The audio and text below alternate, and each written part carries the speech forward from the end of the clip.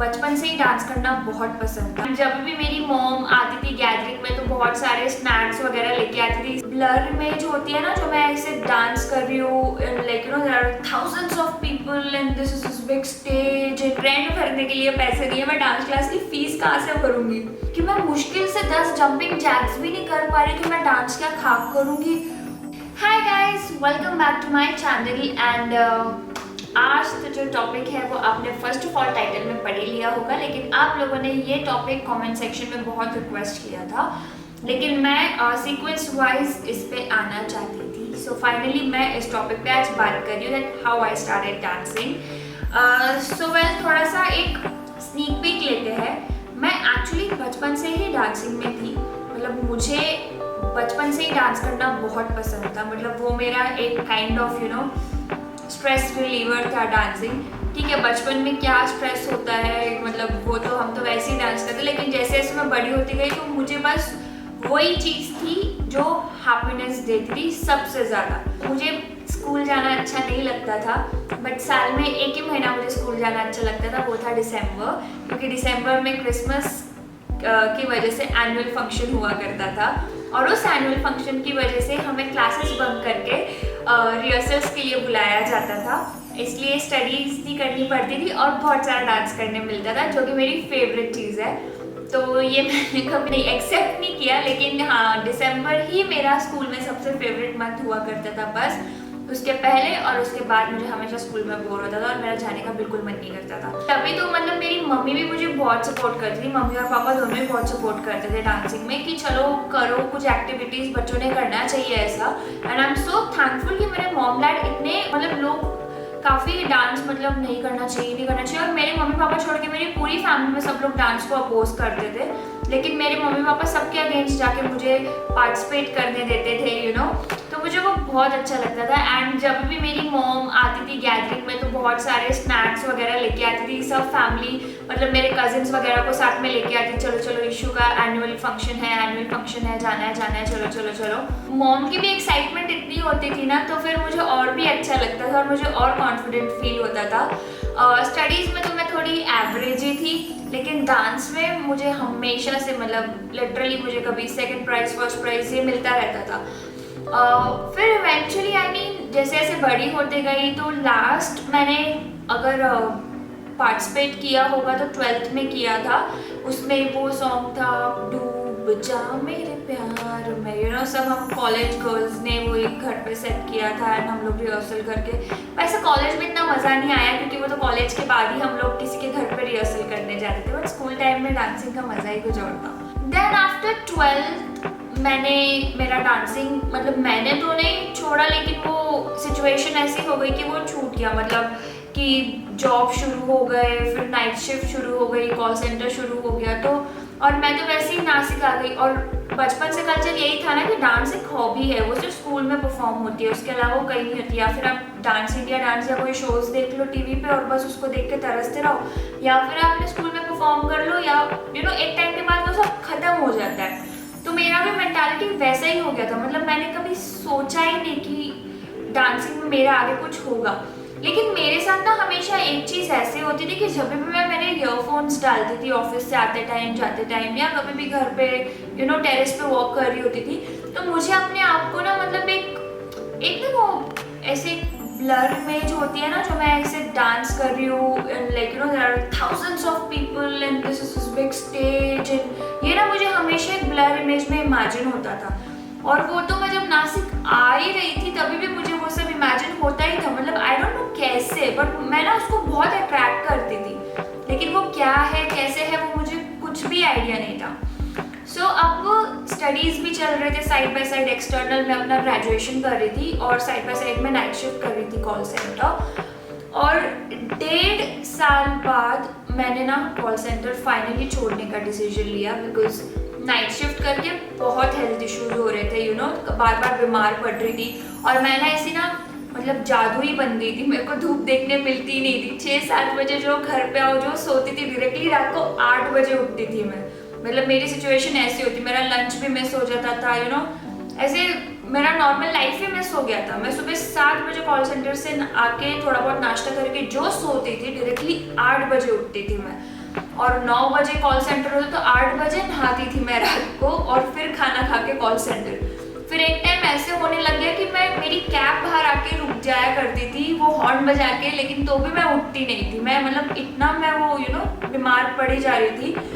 तो फिर फाइनली मैंने डिसीजन लिया कि अब ना मैं थोड़ा ब्रेक लेती हूँ कॉल सेंटर से और मैं कोई डे शिफ्ट में जॉब ढूंढती हूँ। तो इवेंचुअली मेरे जो कॉल सेंटर में हम 3 4 5 लोगों ने साथ में मिलकर कॉल सेंटर छोड़ा था वो ड्यूरेशन में। तो उसमें से मेरी एक फ्रेंड थी जिसके साथ मैं थोड़ा बहुत घूम लिया करती थी, एक ग्रुप सा बन गया था। तो ऐसे ही घूमते घूमते उसने बोला कि मतलब एक्चुअली शाम को कुछ 5 या 6 बज रहे थे, तो उसने मुझे बोला यार ऋषप्रीत मैं अभी क्लास जा रही हूँ।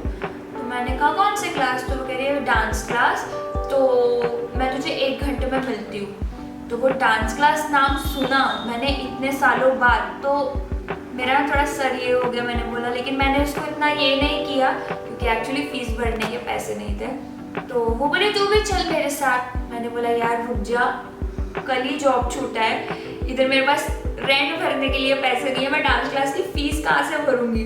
तो उसने मुझसे कहा कि फर्स्ट 2 डेज ट्रायल होता है, एटलीस्ट फर्स्ट 2 डेज तो डांस कर ले। तो मैंने कहा ठीक है, मैं तो 2 दिन ही आऊँगी बस। तो वो कह रही है ठीक है। तो फिर उसके बाद मैं जैसे ही वो डांस क्लास में पहुँची ना, तो वो माहौल, वो म्यूज़िक, वो सब कुछ आई मीन लाइक उसने ना सारी मेमोरीज मेरी वापस धीरे धीरे लाना शुरू कर दी जो इतने सालों पहले की थी। फिर उसके बाद जब मैंने क्लास किया तो उस टाइम वो सॉन्ग चल रहा था, तुम ही हो बंधु सखा तुम्ही, तब वो मूवी आई थी तो वो सॉन्ग काफ़ी ट्रेंड में था, तो उसी गाने पे कोरियो चल रहा था। तो मैंने जब डांस वापस रेज्यूम किया guys, I will tell you, इतनी बुरी थी मैं डांसिंग में वो टाइम पे। मतलब मेरे हाथ पैर इतने लूज और इतना मतलब हैवी हो गई थी फ्लोर पे कि यार डांस ही नहीं हो रहा मुझसे। और उसके बाद जब उन्होंने वर्कआउट लिया ना डांस क्लास में, ऐसे 1-2 दिन बाद जब वर्कआउट लिया ना, तो मेरे लिटरली पैर सीढ़ियों से जब मैं उतर रही थी ना, तो मेरे पैर ऐसे कांप रहे थे जैसे मेरे पैर में जान ही नहीं, और मेरा पैर ऐसे करते करते फ्लिप हो जाता था और मैं सीढ़ियों पे ही गिर गई। तो मैंने मेरी फ्रेंड को कहा यार मेरे को तो सही से उतरने भी नहीं आ रहा है, मतलब मैं कितनी वीक हो चुकी हूँ। तो वो कुछ हैप्पी मोमेंट नहीं था, वो इतना गंदा ब्रेक डाउन हुआ था मेरा अपने आप को देख के कि मैं मुश्किल से 10 जंपिंग जैक्स भी नहीं कर पा रही, तो मैं डांस क्या खाक करूँगी। और वो इतना हिट किया मुझे अंदर, इतना ज़्यादा हिट किया। मैं घर पे गई, मैंने सोचा नहीं, अगर अभी डांस क्लास गए हैं तो अभी तो मुझे डांस क्लास जाना है, पर पैसे कहाँ से लाएंगे, फीस कहाँ से भरेंगे। और पता चला उस टाइम उस क्लास की फीस थी 1600 rupees and thrice a week classes होते थे।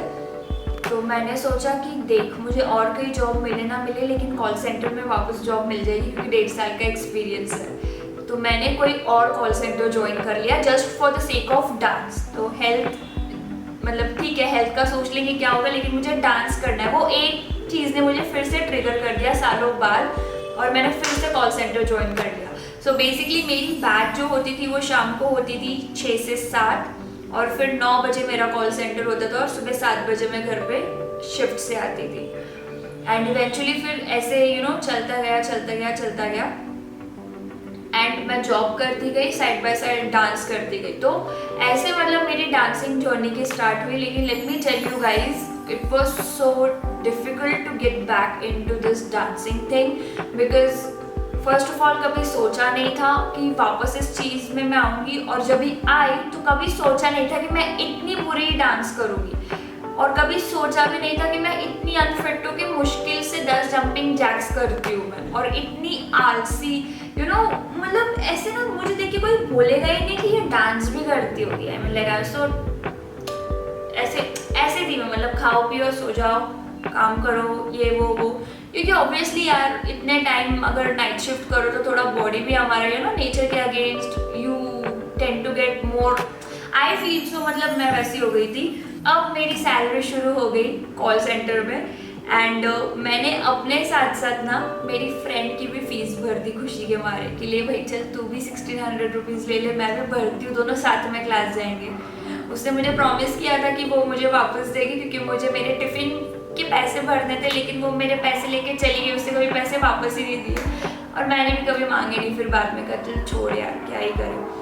तो हाँ, मतलब ऐसे भी एक्सपीरियंस आते हैं कि कभी कभी अच्छे दोस्तों ने भी एकदम टाइम पे दगा दिया है, ये सब जानते हुए भी कि यार भाई लिटरली किसी का दिन इतना मुश्किल से गुजर रहा है, तुम और पैसे लेके भाग जाते हो। तो ऐसे कमीने दोस्त मिलते भी है कभी कभी, बट ठीक है, उसकी वजह से ही मैंने डांसिंग में फिर से एंट्री की। वो किसी ना किसी बहाने से मुझे लेके तो गई उस डांस क्लास, और फिर वो दिन हो गया तो डांस फिट खुलने तक मैं बस हॉप कर रही थी, ये डांस क्लास वो dance class, but I was like you know very much continuing my passion, but I never knew that I'll do something in it। मतलब मैंने ऐसा कभी सोच के नहीं किया था कि मुझे इसमें करियर करना है या मेरा कुछ इसमें करियर होगा, क्योंकि मैं कभी भी कुछ डिसाइड नहीं करती हूँ कि मुझे ये बनना है या मुझे वो बनना है, क्योंकि मुझे ऐसा लगता है कि जब हम लोग कुछ डिसाइड कर लेते हैं ना तो हम अपने आप को ही लिमिट में कर लेते। तो फॉर एन एग्जाम्पल, अगर मैं बोलूँ कि ना मुझे ना डॉक्टर बनना है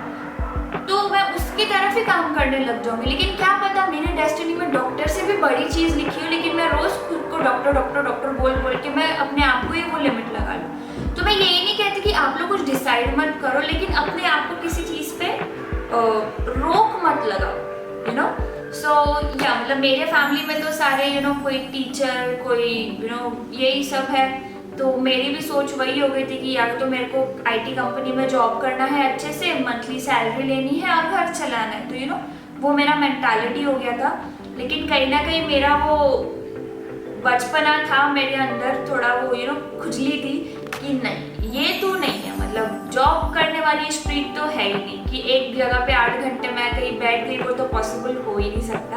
and that's how I got back into dancing, and उस दिन से आज तक फिर मैं कभी नहीं रुकी। और इसके आगे जो ब्लॉग आने वाला है वो है हाउ आई मेट तेजस, जिसके लिए भी आप लोगों ने काफ़ी सारे रिक्वेस्ट किए हैं, तो वो भी ब्लॉग जल्दी आने वाला है।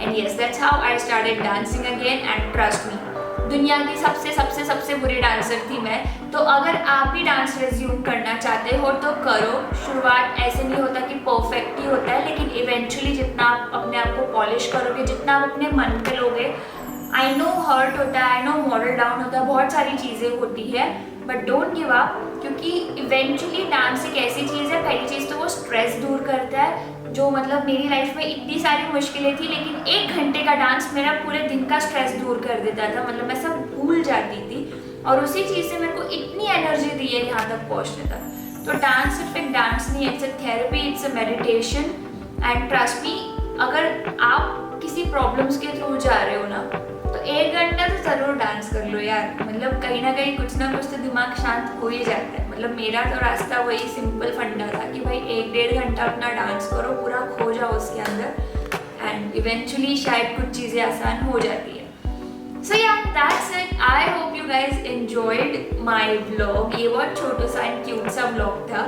लेकिन डांसिंग के ऊपर और भी बहुत सारी चीज़ें हैं, मेरी जर्नी कितनी मुश्किलें आई फिटनेस में, डाइट में, शूट्स में, हर चीज़ में, और कैसे मैंने उन सबसे फाइट किया, उस पर भी ब्लॉग जल्दी आएगा। So till then take care, love you and bye bye, God bless you, and do like, share and subscribe my channel. टा-डा।